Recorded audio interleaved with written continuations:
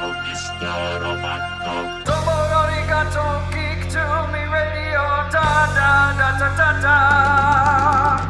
Domo arigato, geek to me radio, da da da da da da.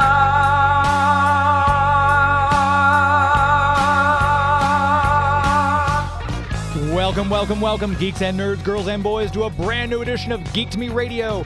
Tonight we are joined live by Jim Ousley in studio, but first up, we've got an interview with actor Tracey Birdsall talking about a brand new Netflix series she'll be in called I Think You Should Leave. All that and more, stand by.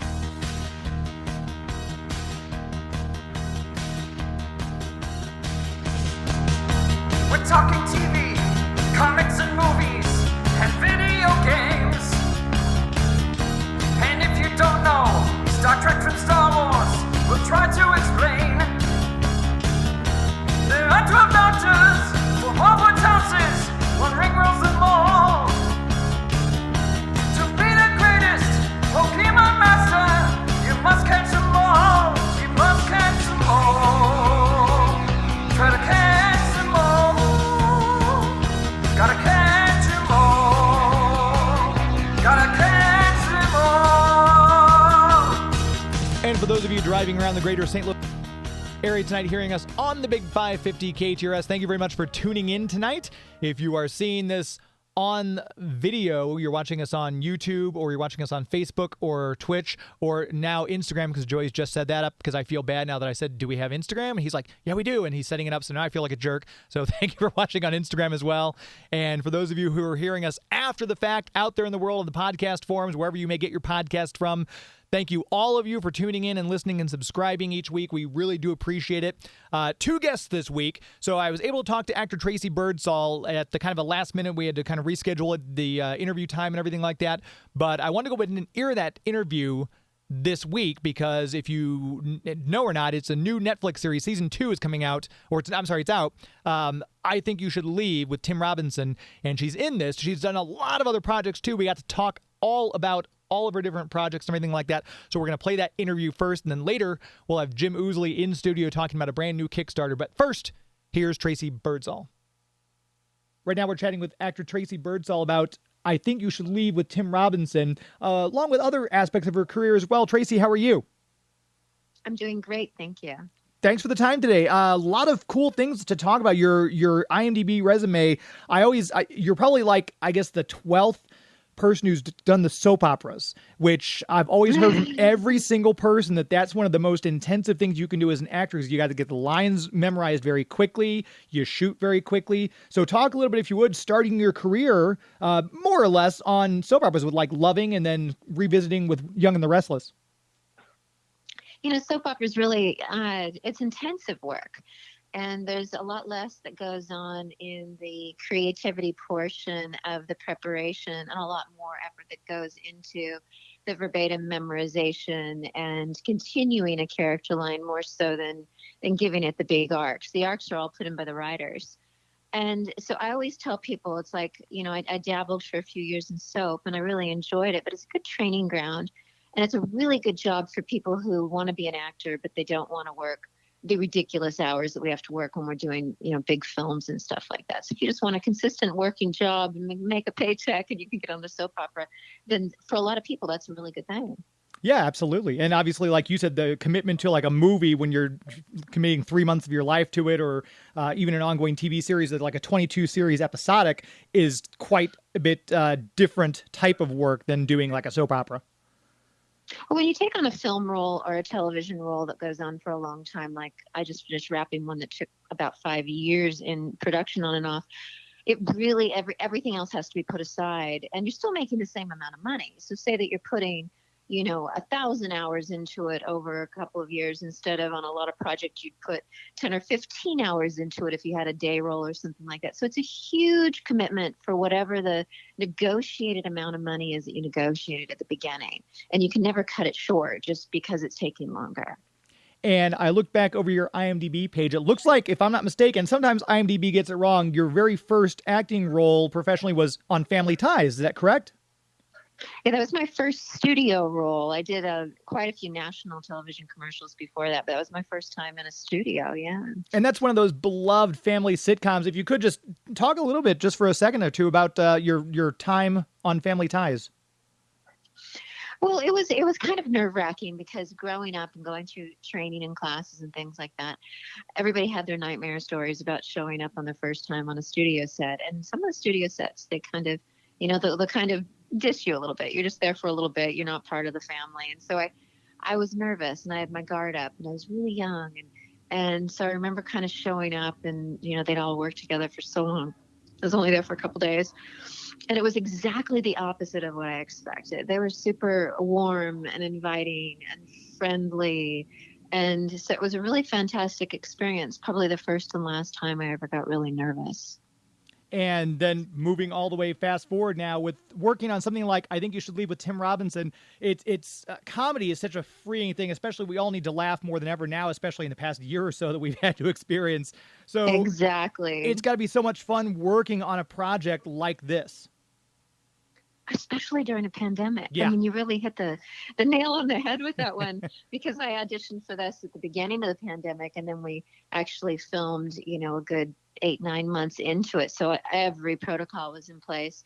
But what an exciting and joyful thing to do when you've been, dealing with masks and not going outside. And, it was really quite a kick. I really enjoyed it. And it was fun to work with, such a genius group of comedians. And so I had a lot of respect. I love comedy anyway. I try to do it every few years and really kind of keep my eyes open for it because it is, as you say, it makes you laugh. It's a joy. It makes other people laugh. And there's a lot to be said for that. And with this being a Netflix, I know a lot of people talking about the streaming services like Netflix and things like that. A lot of actors and actresses find themselves more wanting to do that because, as we kind of mentioned at the beginning, it's less of a time commitment. A lot of these series, especially if you're just there for one episode or so, but even if you're doing the whole series, it's, maybe 6 to 10 episodes versus a 22 episode episodic on network TV. How did you find it working on a streaming service type of show versus like a network show? It had exactly the same feeling to me. I mean, the studio wasn't on one of the studio lots. The studio was just as well set up and the same amount of effort had gone into planning the production design and all of those things. All the boxes are there to be checked and all of them were checked on time. They were like clockwork. So it really wasn't that different than when you get brought in to do, either a guest star role, which is what I did. But anytime you do a guest star role too, the pressure's on because you got to try and do exactly what they want from you so that you can do the recurring guest star role. And so it's like everything has a pressure on it that you have to be aware of and there's no shortcuts. Like you can't be like, oh, I only need to put a day or 3 days into this. You have to be like, okay, I got to treat this like I am a regular so that I'll get brought back. So that's the only other way you really get brought back. And with a really good comedy show, sometimes it's often hard to tell. You kind of find yourself wondering, is that perfectly scripted or did they allow for improv when they're doing this? Can you kind of talk a little bit about how that was working on I Think You Should Leave with Tim Robinson? It's really funny. It's an interesting question because I went through, the audition and then I had to find my audition all those months later to see what I'd done because you got to know exactly what it is that you brought to the table so you know what they expect of you. And so I found my old audition and I watched it a few times. And then I, of course, had watched the whole show over and over. But part of that's just because I think it's hilarious. And then you show up and, of course, as actors, you have to take risks here and there. So you kind of played around. But if you watch what I did in that final take of that final episode that finally made it to the air, it is almost exactly what the audition tape was. Really? And that's how important if you can watch them right next to each other, it's just so funny. Huh. Yeah, because and I did go along with the wave and I did push it here and there, even with expressions, little things, because you have to stay in character and stay in your box. And but no, it's almost identical to the audition tape. Yeah. And you've done a lot of various work, action, comedy, drama. Do you have like one field or one, not that I'm trying to pigeonhole you, but a genre which you feel most comfortable? I feel comfortable in all of them. But what you said about not trying to pigeonhole me is exactly what I've spent my whole career trying not to do. I want to stay a working actor. I do not want to get pigeonholed. Yeah. That said, my inner tomboy little child girl loves doing action sci-fi. I mean, I was a huge sci-fi nerd growing up. So for me, that's like, kid in a candy store. Yeah. But comedy goes all the way back in my roots too. And I trained for comedy really as soon as I branched out on my own outside of school. Where I first studied was, ground lanes and all the stages and everything, because I love comedy. I love making people laugh, and I'm a bit of a goofball. So, I'd have to go between the two, between comedy and action sci-fi. But in my action sci-fi, I always go out of my way to make sure that she has a nice dramatic arc too, because the character is really what makes any of these fun. Yeah. Is creating a character and living it and being different than yourself, and just kind of creating all the little nicks and ticks and everything that they do. I mean, that's the real joy in creating a character. Most certainly. And also talking about that too, you've got 4 projects, 4 in post-production: The Time War, Evolution War, At the Edge of Time, Age of Darkness, which sounds like they're all kind of in that meaty sci-fi action type of vein that you're talking about. They are. The Time War and At the Edge of Time At the Edge of Time is kind of the special that goes along with the Time War, and that's a heavy duty, dark, deep, twisted time travel. That's Adolf Hitler traveling through time, trying to rewrite history because he has a messiah complex. So he's trying to rewrite his genetic code. And I play his daughter and his greatest nemesis. So that's a really deep project shot in well over a dozen countries over a period of 5 years. Yeah. And then Age of Darkness is kind of a spin-off of Rogue Warrior Robot Fighter. So it's the continuation of that. And then it also has some backstory to it. And each one of those sounds like it could be the title of a Doctor Who episode too, which is fantastic. The Time War. Oh my God, I love Doctor Who. Yeah. Well, since you said that, now I got to ask, who's your favorite Doctor? Oh gosh, because I've watched all the way back to the beginning. My what's his name? David. David Tennant. What's his last name? Yeah, David Tennant's probably my favorite. I liked when the most recent The Girl, but it just, for me, I kind of lost my.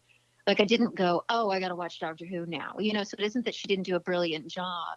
It's in some way I'm sexist in the way that I got used to watching that show because it goes so far back in our minds. Yeah. And it's like, yeah, it's just like a really funny thing. Yeah. Yeah. And again, sometimes the writing, like if people, because I've talked to people who aren't really keen on the new set, but you always get a new set of writers usually too. So again, I find it kind of hard to fault the actor as much as I'm like, well, maybe the writing wasn't quite there for some of these projects. Well, I mean, it definitely wasn't the actors. That's the thing. But maybe some of it was the toning and how the actors versus the director versus the writer and how all of that blend happened. It just kind of lost its Doctor Who edge a little bit. That could be. Maybe they need Rogue Warrior to come in and help them out. I could fix him. I think it's a crossover waiting to happen in my mind. We'll see how it goes. And I love it. And with all the stuff you've got going on, all these projects, 4 in post-production, are those just because, again, COVID, I know, shot a lot of stuff down. It's kind of delayed a lot of, we're still seeing now movies that are filmed and ready to go are being delayed even further. Were these the projects you alluded to in the past where you dedicated 5 years of your life to this, or some of them are just got done wrap filming and they're getting ready for release, or a little bit of both? It's a little bit of both, because I think all the projects that I'd finished shooting, when people know they have a little bit more time and we're all kind of stuck, the post-production departments keep going, the companies find more money and they make it a little bit better. I have a project that I shot in Australia too called Hotel Underground, and I know that they're completed, but I know that it slowed them down as far as their release too. So I actually have 5 projects coming out that haven't been released yet. So I think it definitely caused a little bit of a stall, but I think that people are figuring out how to do it all virtually. And I think that the finished product's overall going to be better, especially with special effects and things like that with sci-fi, because you just have a little more time, Yeah, absolutely. And you talked about, you like a wide variety of genres and you don't want to pigeonhole yourself. When you get a script or when you're auditioning, what draws you to a project that kind of makes you feel like I need to have this part is me, I want this part? Is it something about the writing, something about the way the character's written? What is it that kind of makes you gravitate towards certain roles? It's always the character arc, and then the project overall. So if I can read past, the way I like to put it is I can be reading a script and I get to page 10. If I can put it down at that point, or page 11, that's not usually a good sign. But I have actually moved things, like sat down to read 10 pages, because that's always my goal. Sat down to read 10 pages, and I do this a lot. And then sometimes I've had to move what I'm doing next because I just can't put it down. And that's usually the projects that I end up doing. I mean, I would say 98% of the projects I end up doing are the ones I can't put down once I start reading them. And then looking forward to other projects down the pipe, other things you might have on your horizons. If you had your druthers, name the top 5 actors you would love to work with on a project. Well, there's a lot of actors that I'd love to work with that keep saying they're going to retire, that they have retired. I'd say Daniel Day-Lewis is the top one in that, just because, I mean, I can't even tell you how many times I've watched There Will Be Blood.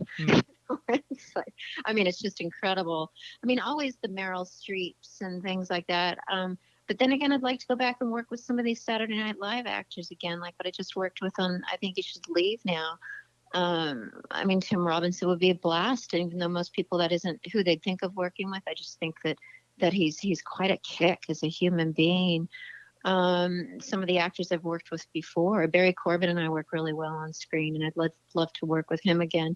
I mean, even Tom Cruise, we're similar ages, and we're both keep going and doing action movies, and I'll jump off a building, you know what I mean? It's just like something like that would be really fun and different.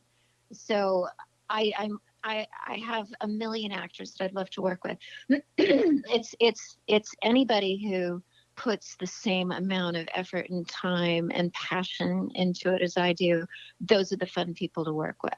The people who are doing it all the time and it's all they do, and they push everything else aside, and they're trained and they bounce off of each other. I mean, to me, that's what draws me.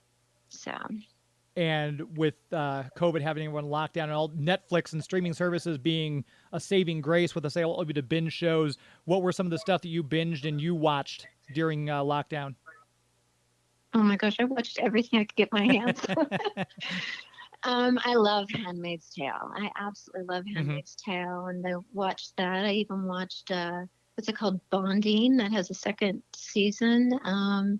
Lots of movies. The Tomorrow War, just recently watched. Black Widow, just recently watched. Suicide Squad. Right now, I just started on Ted Lasso a few nights ago. So good.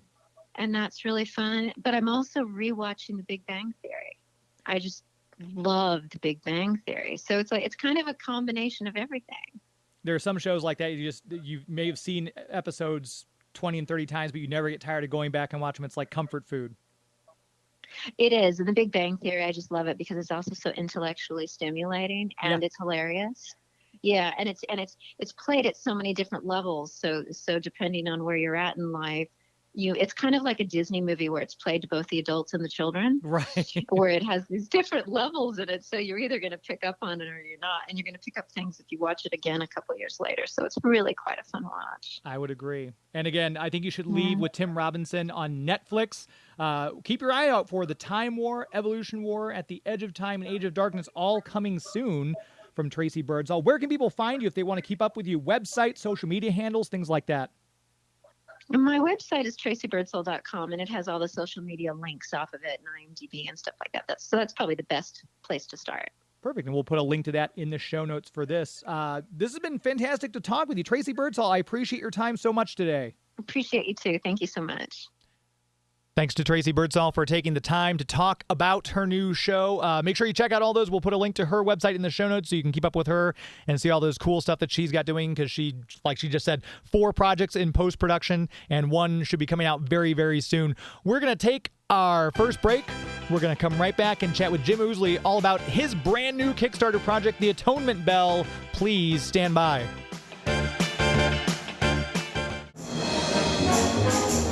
Hi, this is Bobby Costanzo, and you're listening to Geek to Me Radio. Robert Costanzo with the City Slickers theme playing in the background. Want to take this time to remind you, Marcus Theaters is back. Marcus Theaters, the best place in the area, if not the continental United States to see a film. If you want to go back out there and see a movie on the big screen, do it at a Marcus Theaters or a Movie Tavern location. They've got places all over between those two different types of sets. You've got the Marcus Theaters or the Movie Tavern. Go to marcustheaters.com. You can find the location closest to you. You can even check out movie reviews, get your tickets right there on the website as well. Free Guy is out if you want to see an action-adventure kind of a comedy movie. You can also see Don't Breathe 2 if you're looking for something a little more suspenseful. And, of course, Respect is out, the Aretha Franklin biopic with Jennifer Hudson starring in that one if you want a little bit more dramatic, a little bit more highbrow type of movie. Lots to see, and the best place to do it is at Marcus Theaters. Also, download the app, the Marcus Theaters app, and you can actually get your concessions on the app as well, so they're ready and waiting for you when you arrive for a more contactless experience. Also, I'm on their Instagram right now. For those of you who are watching on the video, free complimentary popcorn throughout the month of August, now through August 31st. With the ticket purchase, you just go there, and you, if you're hopefully a Magic Rewards movie anyway, one of their rewards memberships, you get a free complimentary popcorn. So that's a perk to go see a movie at a Marcus Theaters or Movie Tavern location. Once again, the website, marcustheaters.com. As we always say, the best movie-going experience in the galaxy. Right now, in studio with me, we've got my friend. You've heard him on the air several times before because he's always got these fantastic projects he's working on, and a brand new one just dropped, what was it, this past Sunday? This past Tuesday, actually. We're on Jim day Ousley. 6. Thank you. It's good to be here. Thanks for having me. I couldn't remember what date it was. So Tuesday. And Joey looked at the tabulation. You just came out on Tuesday, and you're already over halfway to your goal. We're at 53% right now. Amazing. It's really, really great. Yeah. It's Kickstarters they really, when you run them, they kind of take over your life. You know what I mean? Every day is spent promoting them and pushing them. But when you have a project like the Atonement Bell, the new horror series that I'm working on that it's for, it's very easy work because you want to get it out so badly to people. Yeah. And over 53% right now, and hopefully it'll keep going. So we've talked to you before, obviously, about The Dead Palace, another horror anthology, which I loved, absolutely loved. Cool, thank you. You had The Butcher Queen, which is a very sci-fi thing. There was a Butcher Queen sequel to that. So now talk a little bit about, for people who might not be familiar with those, Atonement Bell. Talk a little bit about what it is they can expect. Yeah, the Atonement Bell is a horror series, a 4-issue horror series, and it's about a grieving mother and son who are visiting estranged family in the city, and they somehow become involved in a conflict between a coven and an inner-city church. And I have to say that I'm in love with the characters that I'm writing for this. There's our main protagonist is Jake. He's 14 years old. He comes into the city with his mother, Kayla, his cousin Baby Al, and his friend Sarah, a Bosnian girl whose parents own a grocery store a few blocks away. And it really combines all of my favorite things. It combines horror. It involves the importance of family and how far you would go to protect them. And it involves the idea of religion and the impact it has on all those things. And it's actually the first series I've ever done that takes place in St. Louis. And if you live in St. Louis or you read about St. Louis, there's a lot of, divisive things and lots of very stark contrasting opinions about things. And this series kind of examines that to some extent. But, a lot of that is subtext, so you can enjoy it on, I try to make things that you can enjoy on two levels. If, there's always subtext there, there's always a desire to express, the importance of empathy in our lives, because the world doesn't have a whole lot right now, it seems like. Yeah. And, or you can just, enjoy it as a cool horror story, on that level as well. So, yeah, I'm excited about it. It's got witches, it's got ghosts, it's got lots of bad intentions, and it's got a lot of crazy stuff that happens. And I cannot wait for the first issue to come out. And I mentioned earlier with The Dead Palace was a horror anthology, so it was like little vignettes. This is actually a full-born story. Was there any, having set this in St. Louis, was that something you kind of played with and didn't include? Was this something you were kind of not holding back from putting in The Butcher Queen, but it's kind of like something you were kind of toying with even back then, or is this kind of a brand new idea that's come to you since? Well, it's kind of a brand new idea. I was working on actually a screenplay called The Angels of Warwick, and I was happy with the screenplay, but it was kind of selfish because it was something that only I would enjoy. It's kind of like a very slowly paced tone poem, almost Okay. like a ghost story, like the original Woman in Black, the Yeah. British version, Yeah. kind of like that. And I said, I don't know if I'm happy with this. So I went back to square one with it, and it kind of became a whole different story, dramatically so. It's not even recognizable, really, as the same thing. And so, part of my thing with any storyline that like serialized is I want to make sure that I land the ending. And in horror, that's always really difficult. There's a lot of horror movies and horror comics where it comes to the ending, and you're like, man, So I kind of once I came up with the concept, I went to the ending and defined what would be satisfying to me, and kind of wrote back. That's smart. Yeah, and it really worked out well for this, and I'm really pleased with it so far. I'm working with a new artist, Raymond Estrada, who's an artist out of Los Angeles. He's got a perfect style for this kind of book, and I think I've sent you some Yeah, some stuff. I think Joey might actually be showing some of the for those of you who are on the video, he's showing little some of the art that you sent over. Joey is so good to me, and he's so good to you, and I just We don't want deserve him. Either one of us. None don't of us deserve do. I him. want to give We him one of don't. these. I think he's fantastic. I agree. No, Joey's seriously. the In best. all seriousness, I always tell people, I said, if it wasn't for Joey, I wouldn't still be doing this probably. Yeah, I know you. You're my friend, and I know Joey is probably the brains of the operation. Easily. Let's be Easily. I would say I'm the talent, but that would only get me so anyway. So let's be honest.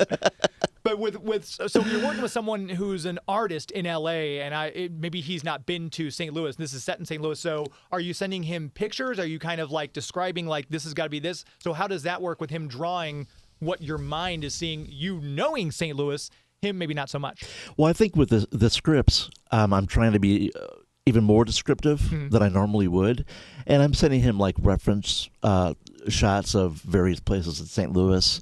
Generally, how I think things should look, what the city aesthetic is like in a way, and he does a lot of his own research. Also, I mean, he's a very proactive guy, and I think digital technology and the internet and everything else has made it quite easy to work with people, no matter where they live. Yeah. And certainly during the pandemic, Ben and I really didn't see each other once during that whole process of that second Butcher Queen series. So. That kind of, in a way, prepared me to work with Raymond, and it's been great so far. It's been very smooth, and every time he sends me a page, it's like Christmas. A very evil Christmas, but it's like Christmas. Christmas with witches. Yeah, Witchmas, and we'll call it. ghosts, yeah. Yes. Yeah, I know your point about the internet. Rick Burchett was in the studio with us not too long Oh, ago. But okay. he's, two-time Eisner Award-winning artist. yeah, incredible. And he was saying back when he was doing stuff for like the Blackhawk series, even he would have to go to the library, check out all these books about World War II style planes, kind of take them home, draw them. Sure. Now he said, like, anything I need to know now, click the internet, and there you go. So Yeah, it's that same thing. We're so spoiled to have all this information right at our hands, which obviously makes an artist's job easier as well. Oh my God, how many times when we were kids did we hear, go look it up? Go get the dictionary, go to the library, and now we can look at our phones. Right, And go find look it up. Okay. in seconds. There it is. Crazy. It is. It makes things a lot easier overall for everybody. Yeah. We're talking with Jim Ousley. If you'd like to call in, if you have a question about Kickstarter or something about his new project, one of his other projects, you can feel free to shoot us a text on the KTRS text lines 84126. You can also call the KTRS studio lines 314-931-5877. No pressure, though. You can always just sit back and listen. We always say there's no need to call in, but if you'd like to ask Jim a question or something about the St. Louis research he's done or whatnot, we're going to take our next commercial break, and we're going to come right back. We'll continue our chat with Jim Ousley, so please stand by. Hi everybody, this is James Masters with a sexy fake British accent. You're listening to Geek to Me Radio. Welcome back to Geek to Me Radio. The show would not be possible without the support of my premier sponsor, which is, of course, the City of St. Charles, the Greater St. Charles Convention and Visitors Bureau. If you're a longtime listener of the show, you know them from the website DiscoverStCharles.com. They are gearing up rapidly for Legends and Lanterns. They just were doing photo shoots for the characters, for the passport that's going to be out, for all the people who come out to Legends and Lanterns. If you're a Halloween fan at all, this has got to be an event you attend because you can interact with living history characters like Abigail Williams will be there and accuse you of witchcraft. They'll be doing karaoke with Phantom of the Opera. He'll have a karaoke machine set up. You can talk to the Weird Sisters and learn some spells and things like that. An all-ages event. It's fun for the whole family. It runs the last 3 weekends of October. We just got done celebrating Missouri's bicentennial. Happy 200th again, Missouri. And they had a lot of events that were fun out there for that just 2 weeks ago. Lots of things always happening in St. Charles. And even if there's not something going on, even if you just want some good food, up and down South and North Main Street, you can literally just walk and say, I want something to eat, and you'll find some restaurant that'll satisfy you along that 10-block stretch or so because they've got Italian food. There's homemade pastas and things like that. They've got the Salt and Smoke right there in the 400 block, which is amazing.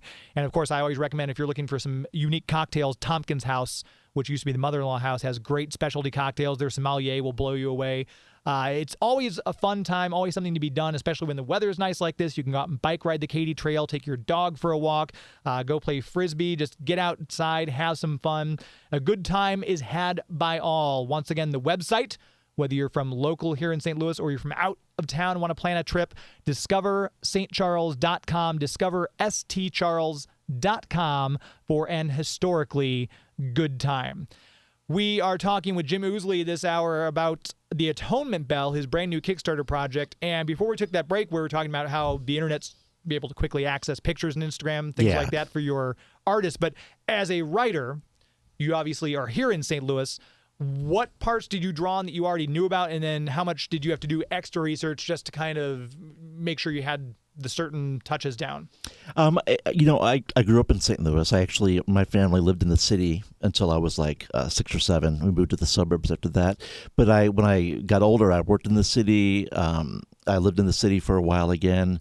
And obviously, a lot has happened in St. Louis over the past 10 or 15 years. And what was interesting that I found was that it was, history repeats itself. Everything seems to be an echo of what happened before. And so I read about things like, the riots in East St. Louis and things like that. And while things like that didn't have a direct impact on the story, they certainly informed the perspective of the story. It doesn't, St. Louis, the thing I love about St. Louis is the potential. St. Louis always has potential. It's just fighting to get to that potential. To get to that, it seems like we're, in a lot of cases, we're our own worst enemy, and, but I think the beautiful thing about the city is that there is always potential because we have everything we need here to be a great, thriving city. Yeah. But there's a few things that are just getting in the way. And a lot of that is people understanding cultural differences, let's say. And with the witch story and everything like that, when you say it, again, just looking at the art and everything, I immediately start thinking, my mind usually goes to at least 1930s, back maybe even witchcraft all the way out, Salem witch trials. So what time period are we looking at for where the Atonement Bell's set? Well, I can tell you no one's asked me that question yet, so this is really cool. So the story actually begins in the 1800s. Okay. And then it fast forwards to present time. And then it jumps back to the early 1900s, briefly. And it's a story about a penance ritual that has been in place for, centuries, for decades and, everything else. And it's about how we continue to sort of propagate and, keep our own, misery going. You know what I mean? Yeah, and it's about 3 young people who decide really that enough is enough, and they want to do something about it, but they're going to have a lot of trouble getting there, and maybe they won't get there. You'll have to wait and see. Okay. I can't tell you the whole story. I'm not going to ruin it for you. I wouldn't ask. I was going to actually, as soon as I go off camera, we're going to have talks about the ending, so I'll know ahead of time. But it's kind of funny, too, the way you said you wrote that, where you started with the ending. And you kind of work backwards because, as you alluded to as well, there are some horror movies where you get all the way to the ending and it's like, friend request. But some movies just aren't as good as others. But you and I have seen movies like that right, together. Exactly. Yeah. But is that something you do with most of your stories, or is that just this particular one? You're like, you know what? Here's what I'm going to do. Is it something you are trying out, kind of not new, but is it what you thought you were going to do when you first started writing? Well, when I did the first Butcher Queen series, that was actually my first serialized, story. Where it wasn't just a short story in an anthology or whatever. I found that it was much easier for me to have the ending at least conceptualized, what I want to accomplish with it. And I think with Butcher Queen, Planet of the Dead, the most recent Butcher Queen series, I really felt good about landing that ending, Yeah. And so, I usually start with where do I want this to end up? But with the Atonement Bell, it was really important for a lot of reasons to truly define what the ending was going to be, down to what the last panel was going to be, which I've never done before, and what I want to be seen in the last panel. And it really has been very helpful. Usually when I start a project, I have an outline, and I divide into how many issues it's going to be, and I have a really super detailed outline so that when I go to the actual scripting process, it's more of a joyous journey of discovery because I had all the hard work and the roadmaps done. Now I can sort of go on that journey and follow the path and explore things and have fun because I know where the main road is. Yeah. You know what I mean? Yeah, that makes sense. So that's really the fun part of the whole process for me. And so you're not saying that the Atonement Bell is less fun because you already know where you're going to end up. Wasn't that this was less fun to create this story. It was just you kind of knew what your end point was. I don't have to sit here and tape this, James. I'm sorry. Joey, turn all the cameras off. We're done here. No, no. Actually, horror is my favorite genre for one thing, and I love comics, and to be able to work on a 4-issue horror comic is such a bucket list item for me. It really is, and I'm genuinely having so much fun working on this. I mean, it's nice when you can create characters like Jake, Baby Allen, and Sarah, who you want to hang out with. Yeah. Like I can't wait to go back and work on issue 3 because I'm so excited to hang out with them again. And I know that when the series is done, I'm going to miss them. Yeah. As if they're real people. So I'm super excited and thrilled, and that's why I want to go through the trouble of doing a Kickstarter because I want to share my excitement and share the story because I think it's really worth telling. And we'll have a link to the Kickstarter in the show notes. The Kickstarter again for those people who might be watching or who are listening on the KTRS and the Big 550. Maybe you're not familiar with the Kickstarter. Some people hear these phrases for the first time. So the Kickstarter is basically it's an online thing where Jim says, this is the project I'm going to do, and people pledge money to help him complete it. And there's perks along the way, too. So talk a little bit about, because you've obviously, Joey and I were talking before you got here, you're like a Kickstarter pro at this point. So talk a little bit about how your mindset going into this one. Did you kind of already know the perks? Did the perks kind of are they kind of building themselves as you're going along? So you have to hit the stretch goals and everything. So for our listeners, talk a little bit about the Kickstarter itself. Yeah, sure. So, I'm not sure if I would call myself a Kickstarter pro because every time you do one, it almost feels like you're starting over again because you're starting at zero. Yeah. You know what I mean? And you have to really work to get people, excited about the project and get it in front of them so they can have a chance to see it. And so it's always a challenge. As far as the perks, when I do perks for a Kickstarter, I try to think about things that I like as a fan. You know what I mean? Like, I think getting prints are really cool. Yeah. I love like the big buttons. So we have those.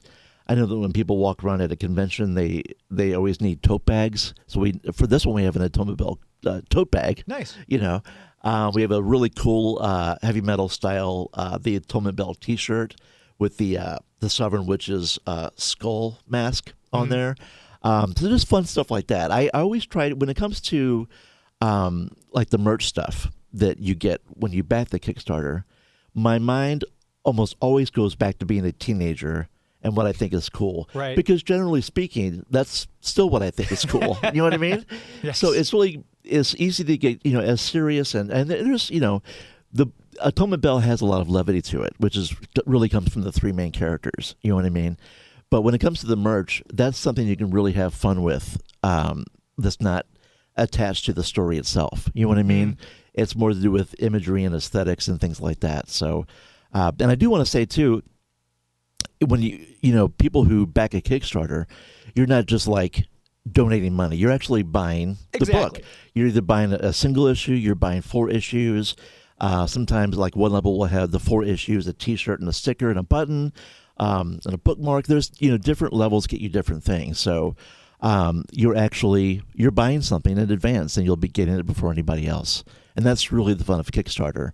I back Kickstarters, and one reason I do it is because you always can get stuff that is not available anywhere else. Exactly right.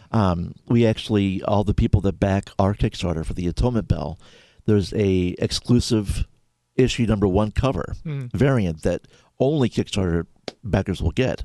And it's done by a new artist named Michael Hedledge.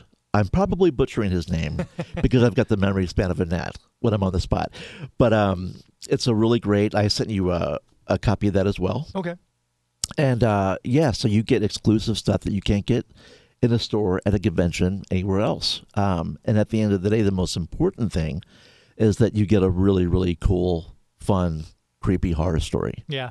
And I'm so proud of it. Yeah, and the variant covers that you had me right there, because I'm a sucker for variant covers. Because I think when last time you guys did the Butcher Queen, I think that was the one I signed up for. I'm like, ooh, variant covers. And I think I end up signing in at that tier there. Yeah, if there's any you're missing, by the way, let me know. Okay. And I'll hook you up. I might do that. And again, the Kickstarter is going through the end of August, correct? I believe September 9th. Oh, September 9th. Okay, is the last day, because we started August 10th, I think. So okay, and there's still you're 53%, so you're already over halfway there in less than a week, which is fantastic. It's so nice, but I mean, like I said, when you do a Kickstarter, and I always tell people who ask me about Kickstarters, what it's like doing one, and I always say that you live it every day. You're out talking about it, and it's just something you cannot give up on or get discouraged about. And you can't just stay online doing things. You've got to go out to the real world and talk to people and engage with people on a real world level, and that helps greatly. That's always helped us with, Kickstarters and stuff. So. And we're talking with Jim Ousley. A little bit of time left here in the hour. We're going to take our very last commercial break, though. We're going to come right back, and we're going to chat more with him about the Atonement Bell. Again, the KTRS text lines are 84126. KTRS phone lines 314-931-5877. If you're an aspiring writer and would like to pick Jim's brain, you can feel free to call or text us. We're going to take this commercial break, come right back after this, so please stand by. Hey, this is Dave Desmalchin. You're listening to Geek to Me Radio. You may have just seen David Desmalchin in The Suicide Squad out in theaters right now. Again, Marcus Theaters is a great place to see it if I had to recommend a place. He just had a Count Crowley horror series David Desmalchin did through Dark Horse, I believe. Oh. I was going to ask you, because I know with The Butcher Queen, you were with Red 5.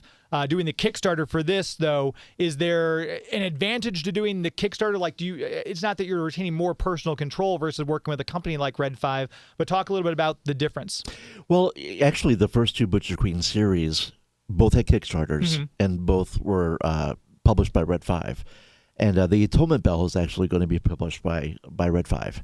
And a lot of indie publishers, the smaller publishers, who aren't the big 2, basically, are doing this a lot more, where a writer has a concept, we do a Kickstarter for it, so we get the artist that we want.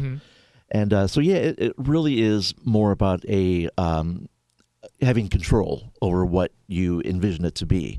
Like Raymond Estrada has a series coming out through Red 5 called The Box with Joshua Starnes, who's a writer and one of the 2 publishers of Red 5. Oh, wow. And that's how I first saw his artwork. And I told Josh, I was like, oh, my God, this guy's amazing.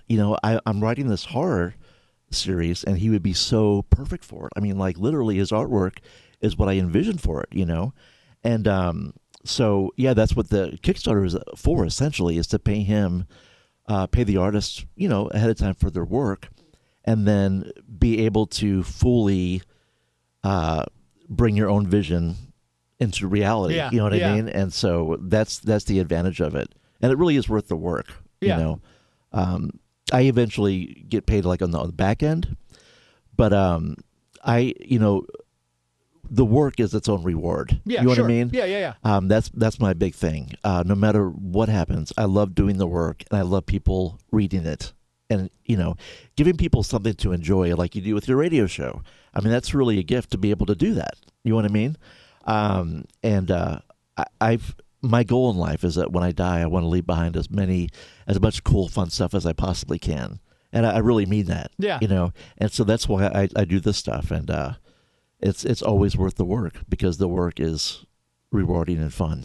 And then Red 5, obviously, I know I've been to comic book stores and seen Red 5's titles on the shelf and everything. So, but again, as you mentioned, the Kickstarter will be stuff that some of the stuff will be exclusive through the Kickstarter. Even if you go to the comic book store and see the stuff from Red 5, you won't be able to get some of the stuff that you guys have. So again, that's another perk of doing the Kickstarter for people who want to back the project. Yeah, and actually, the folks doing the prints are amazing. There's an artist named Steens, who's actually a St. Louis-based artist, but she's is she an Eisner winner? I forgot. Oh, wow. But she did a book called Archival Quality, which was a ghost story, and it won a lot of awards. She's also does a syndicated strip in newspapers across the country. But anyway, she's an incredible artist. People in St. Louis call her, and elsewhere around the country call her the Queen of Comics. Oh, really? Wow. She's incredible. There's also Christian Misi, who goes by the name of Misimo. He did a print for the campaign, which is incredible, and obviously the exclusive cover. Yeah. So there's plenty of things that are exclusive that you cannot get anywhere else except by backing this campaign. And I know for Free Comic Book Day, it was moved from May, got pushed back till just this past Saturday because of COVID and everything like that. And you were at a place, you were doing some signings and things like that. Talk a little bit about your time at, was it All American? Yeah, All American Collectibles / Moe's Comics. It's almost like a big secret in St. Louis. It's a popular big secret, I guess. It's a great comic shop. They've got tons of like really vintage old back issues. And you could spend hours in there just exploring. I mean, it really is a cool place. But yeah, I was there signing for Free Comic Book Day, and I was there with Lorenzo Lozana and Tyler Ruff, or Tyler Ryder? Tyler Ruff. I just met him yesterday for the first time, so I don't know. But we had a really good time, and Ink and Drink Comics, which is the group in St. Louis where I kind of started at, they had a Free Comic Book Day issue that I wrote a story in. Oh, neat. Whenever they have Free Comic Book Day, I write this all-ages series called Wolf Bob and Friends. Mm-hmm. And this was Wolf Bob and Friends. That's what fiends are for. And it's just a little short story about inclusion and kindness, and I'm really happy with it and putting it out there. I actually did it with artist Mags Thurston. Okay. So you get to hang out with Lorenzo for the day too, which is always fun because he's a very talented guy as well. Oh, he's great. I've known him for years and years. I actually met him over 15 years ago, working on Hooch and Daddy, of the indie film that we did. Yeah. He designed the animated sequence and did all the drawing for that, all the artwork and stuff. So I've known him for years and years, and yeah, he's great, and he's funny, and you cannot turn him off. I mean, he's like the Energizer Bunny. He's been wound up in the morning, and he's going all day. I cannot keep up. And and again, if you want to support this Kickstarter, I've worked with Jim before, and I know he's got some very quality stuff. If people want to keep up with you and see like some of your other stuff too, tell people social media handles, websites, and where the best place is for them to go for the Kickstarter. Yeah, you go on Kickstarter.com, and you can just search for the Atonement Bell, and you can find it there. You can look for Atonement Bell on Twitter at Atonement Bell. Facebook and Instagram as well. I'm on Twitter at Jim Ousley, and you can see all my links there. And if you want to buy any of the Butcher Queen series, the first series individual issues, or Butcher Queen Planet of the Dead individual issues, you can buy them at red5comics.com at their web store. And the first series is actually collected in a Volume 1 trade called Butcher Queen Black Star City, and you can buy that at red5comics.com as well. Cool. And these indie comic books, some of the stuff there is going out is just better than some of the stuff at the big too. So if you're feeling, I've talked to people who are like, I'm kind of disenchanted. Marvel and DC just aren't. Some of this stuff, like the stuff Jim Ousley's doing, Red 5 Comics, some of these indie creators are just fantastic, and it's well above and beyond. And if you're looking for something new, I'd recommend just going through Jim Ousley stuff alone would keep you busy for at least a couple weeks between Yeah, Rough and thank you, Tumble man. and all the other stuff you've got out. And again, Dead Palace remains one of my favorites because I'm a horror guy too. Thank you. That's actually that book really means a lot to me. I always wanted to do a horror anthology, and I always wanted a horror anthology that had lots of different types of horror in it. Sci-fi horror, this, and folk horror, and it had all that kind of stuff. So I was happy. Absolutely, and you should be proud too. Very good stuff. Thank you. We've hit the end of the hour already. This is kind of hard to believe. Thanks again, of course, to Tracey Birdsall for her time and giving me the interview. Thanks to Jim Ousley for coming in studio and hanging out with me and talking about the Atonement Bell. Thanks for having me. Yeah, thank you. And thanks to Joey V for always making the show sound as good as it does. Online, we'll be dropping our 250th episode later this week. George Newbern, Marie Canales-Barrera, Kathy Garver, and Robert Costanzo will all make appearances. We'll have interviews with all four of those great actors and voice actors. If you want to send me an email, geektomeradio@gmail.com. Until next week, my friends. It's not in the way you play Mario Kart. It's not in the way you look when you make Game of Thrones references. That's our show. This is Geek to Me Radio. That's our show. This is Geek to Me Radio. Thank you, St. Louis City. Good night.